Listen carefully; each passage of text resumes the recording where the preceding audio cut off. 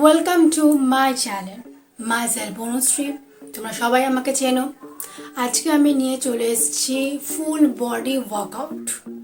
যেই এক্সারসাইজগুলো করলে তোমাদের ওয়েট লস তো হবেই 20%, কিন্তু কারণ 80-20 রুলসটা তোমরা সবাই জানো। 80% নিউট্রিশন আর 20% এক্সারসাইজ নিয়েই কিন্তু আমাদের ওয়েট লস বলো যে কোনো প্রসেসই কমপ্লিট হয়। আমরা 100% হেলদি থাকি ওইটার জন্যই, 80-20 রুলসের জন্যই। তো চলো ভিডিও স্টার্ট করি।